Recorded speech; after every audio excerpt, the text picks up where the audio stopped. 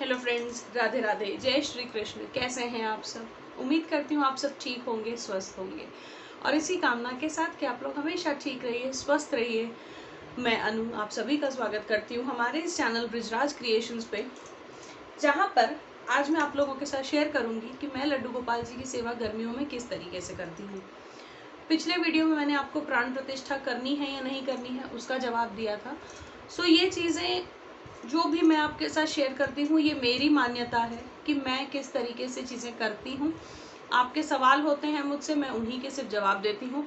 मैं आप लोगों को कभी फोर्स नहीं करूँगी कि नहीं, जो चीज़ मैं करती हूँ वही चीज़ आप कीजिए, क्योंकि हर किसी के लिए उतना करना या इतना ही करना पॉसिबल नहीं है। हर किसी की सेवा अलग है, हर किसी का भाव अपने भगवान के लिए अलग है। तो ये बात को छोड़ते हैं हम यहीं और देखते हैं कि लड्डू गोपाल की सेवा हम गर्मियों में किस तरीके से कर सकते हैं और कौन से तरीके हैं भगवान जी को थोड़ा सा ठंडा ठंडा कूल कूल वाला इफेक्ट देने के लिए। तो चलिए आइए आज की वीडियो पे हम बातें करते हैं। तो सबसे पहले भगवान जी के बात आती है भगवान जी के स्नान की। तो गर्मियों में हम भगवान जी को गर्म पानी से स्नान नहीं करवाते हैं, हम भगवान जी को गर्मियों में ठंडे पानी से स्नान करवाते हैं।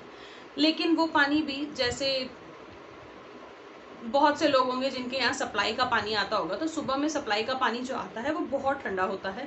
सो उस पानी से अगर आप सोचते हैं कि ये पानी अभी ठंडा है, मेरे बच्चे के लिए भी ठंडा है, इससे मैं बच्चे को नहीं नहलाऊंगी, थोड़ी देर बाद रख के थोड़ा हल्का नॉर्मल टेम्परेचर में आ जाएगा तब नहलाएंगे। सो उसी तरीके से भगवान जी को भी उस समय उतने ठंडे पानी से हम नहीं नहलाते हैं, चाहे गर्मियों के दिन है, पर फिर भी जब हल्का टेम्परेचर थोड़ा सा नॉर्मल हो जाता है, हमें भी लगता है कि हाँ हम ठंडे पानी से नहा सकते हैं या अपने बच्चे को नहला सकते हैं, उस वक्त आप लड्डू गोपाल जी को नहलाइए। दूसरी बात, गर्मियों में जैसे वंस इन अ वीक में मैं भगवान जी के लिए अच्छा सा पूल तैयार करती हूँ। सो पूल तो जैसे आते हैं बच्चों के उस तरीके के नहीं, मैं भगवान जी के लिए प्लास्टिक के टब में करती हूँ, क्योंकि मेरे विग्रह बड़े हैं और उतने बड़े मेरे पास स्टील के बर्तन या कांसे के बर्तन, जैसे फूल के बर्तन कहते हैं, या पीतल के बर्तन मैं उतना अफोर्ड नहीं कर पा रही हूँ इस वक्त मैं उतने बड़े बड़े कोई बर्तन वैसे लेकर आऊँ। और मेरे घर में स्पेस की भी थोड़ी सी कमी है कि मैं इतने बड़े बर्तन में लाऊंगी तो मैं रखूँ कहाँ। सो फिलहाल तो मैं प्लास्टिक की टब से काम चला रही हूँ। जानती हूँ कि भगवान जी की किसी भी कार्य में प्लास्टिक की चीज़ों का यूज़ नहीं करना चाहिए, बट बाध्य हूँ, मैं क्या करूँ। तो स्पेशल बात जो मैं ऑर्गेनाइज करती हूँ, फुल पार्टी जो मैं अपने भगवान जी के लिए ऑर्गेनाइज करती हूँ, वो ये होती है कि जो टब होता है उसमें अच्छे से हम पानी भर देती हूँ। पानी भरने के बाद उसमें गुलाब जल, गुलाब की कुछ पंखुड़ियाँ और केवड़े का रस और कच्चा दूध, ये सारी चीज़ें। कच्चा दूध बहुत थोड़ा सा, ये नहीं कि भगवान जी को हम दूध से नहला रहे हैं, कच्चा दूध बहुत थोड़ा सा। जैसे बच्चों को हम लोग ये करते हैं ना कि मिल्क बाथ देते हैं ताकि उनकी स्किन अच्छी रहे, उसी तरीके से बस भगवान जी के लिए ये छोटा सा ये चीज़ करके मैं उसमें भगवान जी को, विग्रह को, उनके जो श्री विग्रह हैं उनको मैं उनमें बिठा देती हूँ।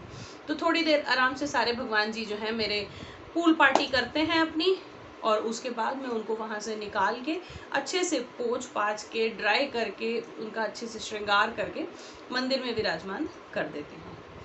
सो ये तो होती है स्पेशल बात जो कि होती है वंस इन अ वीक। बाकी दिन जो नॉर्मल बात होती है उस तरीके से होता है। अब जैसे नवरात्र चल रहे हैं, मुझे टाइम नहीं मिल पा रहा है उनकी स्पेशल बात ऑर्गेनाइज करने का, तो मैं उनको डेली जो नॉर्मल बात होती है वही मैं करवा रही हूँ। फिर बात आती है स्पेशल बात में उनका वो भी हो जाता है, जो मैंने आपको एक पाउडर बताया था अभ्यंग स्नान पाउडर, तो उससे भी उनकी अच्छे से रगड़ रगड़ के नहलाना हो जाता है उस दिन।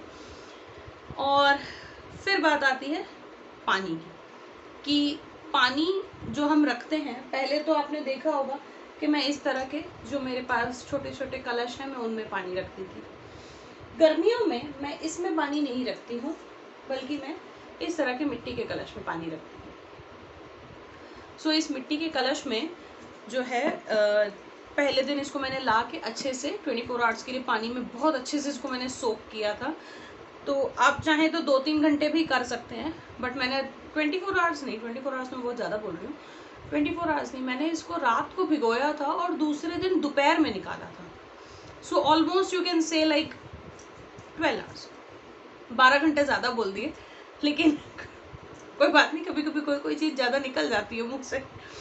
तो 11-12 घंटे मैंने इसको अच्छे से भिगो के रखा हुआ था। उसके बाद इसमें मैंने एक बार पानी भर के इसको मैंने रखा था और वो पानी पूरा गिरा दिया।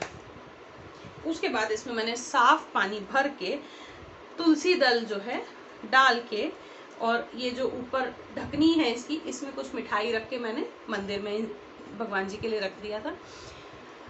जिस तरीके से गर्मी में हमें मिट्टी के बर्तनों का पानी अच्छा लगता है, हम लोग भी मिट्टी के घड़े लाते हैं ठंडा पानी पीने के लिए, उसी तरीके से भगवान जी के लिए भी मिट्टी के बर्तन में पानी भर के मैं गर्मियों में मंदिर में रखती हूँ।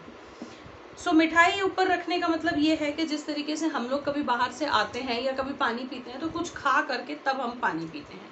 सो उसी तरीके से इसमें मैं मीठा कुछ भी, चाहे मिश्री हो, चाहे वो मीठी वाली छोटी छोटी वाइट कलर की चिरौंजी, कोई लोग बोलते हैं, कई लोग उसको मखाने बोलते हैं, तो वो हो, या कोई मिठाई, बर्फी, लड्डू, जो भी हो, मैं इसके अंदर जो पूजा में भोग में लगाया हो वो मैं इसमें रख के मंदिर में रख देती हूँ इसको।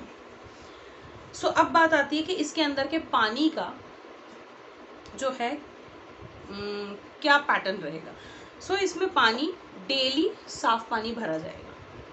इसके अंदर का जो पानी है वो एज अ प्रसाद या एज अ अमृत आप अपने घर में पी सकते हैं, सब लोगों को थोड़ा थोड़ा बांट सकते हैं, या फिर कोई जग, जैसे मेरे टेबल पे हमेशा एक पानी का जग भरा हुआ रहता है, मैं ये पानी उसमें मिक्स कर देती हूँ, तो ये पानी हम सबके मुंह में पड़ जाता है।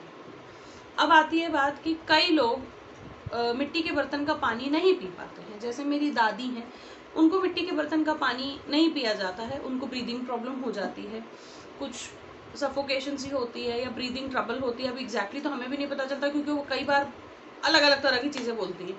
सो बेसिकली मिट्टी मतलब घड़े का पानी पीने के बाद उनकी तबीयत खराब हो जाती है। तो कई लोग और भी होंगे जो किसी और इश्यूज़ की वजह से घड़े का या मिट्टी के बर्तन का पानी नहीं पी पाते होंगे।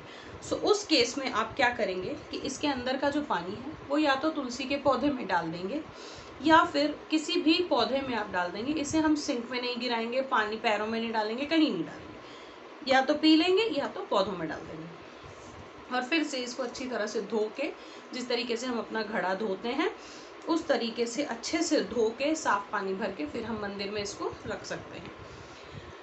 आती है कपड़ों की बात। तो कपड़ों के मामले में मार्केट में आपको कॉटन के ड्रेसेस भी मिल जाते हैं, कॉटन के वस्त्र मिल जाते हैं भगवान जी के। अगर आप चाहें तो आप कॉटन के वस्त्र भी पहना सकते हैं, लेकिन कॉटन के वस्त्र बहुत सिंपल होते हैं, उन पे कोई वर्क नहीं होता, कोई जरी गोटा कुछ नहीं होता, मुझे वो नहीं पसंद आते हैं। इसलिए मैं उनको जो समर कलर्स होते हैं, कूल कलर्स होते हैं, उस तरह के कपड़े मैं समर्स में मोस्टली लाइट कलर्स के कपड़े में उनको पहनाती हूँ। सो इसी तरीके से जो है मैं उनकी सेवा करती हूँ। और बाकी तिलक की जगह पे मैं उनको चंदन वगैरह लगाती हूँ ज़्यादा, क्योंकि चंदन की तासीर ठंडी होती है। और फूल बंगले में बिठाती हूँ, क्योंकि जिस तरीके से हमें पेड़ की छाया में खड़े रहना अच्छा लगता है, उस तरीके से भगवान जी को भी फूल बंगले में इसी समय होली के बाद से बिठाया जाता है। सो अगर आपके पास फूल बंगला है तो आप बिठा सकते हैं, नहीं है तो कोई बात नहीं, ज़रूरी नहीं होता है कि हर चीज़ हमारे पास ज़रूरी होनी ही चाहिए, ये है, ऐसी कोई बात नहीं है। क्योंकि मैंने आपको हमेशा कहा है, सेवा अपनी उतनी ही रखिए जितना आप लाइफ लॉन्ग कैरी कर सकें। अब कई लोगों को मैंने ये भी देखा है कि खुद अगर एसी में बैठे हैं, बेडरूम में बैठे हैं, तो भगवान जी को भी बेडरूम में ले जा रहे हैं, खुद अगर कहीं बाहर आके बैठे हैं तो भगवान जी को भी बाहर ले आ रहे हैं। मुझे समझ नहीं आता कि आप किसी भी भगवान जी को अपने बेडरूम में कैसे बिठा सकते हैं, क्योंकि bedroom is after all a bedroom. भगवान जी मंदिर में हम बिठाते हैं, शुद्ध साफ स्थान पे बिठाते हैं, बेडरूम को आप शुद्ध साफ स्थान नहीं कह सकते। तो भगवान जी किसी के भी घर में बेडरूम में नहीं होने चाहिए, ये मेरा पर्सनल मानना है। बाकी जिसकी जैसी इच्छा, उनके आगे मैं कुछ नहीं कहूँगी, मैं कुछ नहीं बोल सकती, बट मेरा पर्सनल मान्यता ये है कि भगवान जी बेडरूम में नहीं होने चाहिए। कई लोग राधा कृष्ण की युगल जोड़ी की फोटो या छोटी सी मूर्ति जो है वो अपने बेडरूम में रखते हैं, लेकिन वो एक सिंबॉलिक होती है। वो ये होता है कि जैसा प्यार उन लोगों में है जो सॉरी, जैसा प्यार राधा कृष्ण में है वैसा ही प्यार हमारा भी बना रहे, उस वजह से वो लोग बेडरूम में फ़ोटो रखते हैं। बट मैं वो भी नहीं रखती हूँ, मुझे नहीं पसंद है कि किसी भी भगवान जी की फ़ोटो बेडरूम में रखी जाए। सो ये मेरी पर्सनल थिंकिंग है, पर्सनल मानना है। और जो मैंने छोटी मोटी सेवा मैं अलग से करती हूँ लड्डू गोपाल की समर्स में, वो मैंने आपको बता दी है। इसके अलावा अगर जो वो स्पेशल स्नान है कि मैं किस तरीके से करवाती हूँ, अगर आप वो देखना चाहते हैं तो इसी वीडियो के नीचे कमेंट कर दीजिएगा। मैं आप लोगों के साथ वो स्पेशल स्नान जो पूल वाला मैं उनके लिए बनाती हूँ, मैं वो भी आप लोगों के साथ ज़रूर शेयर करूँगी। अभी के लिए इतना ही, अगले वीडियो में आपसे जल्दी मिलूँगी। राधे राधे।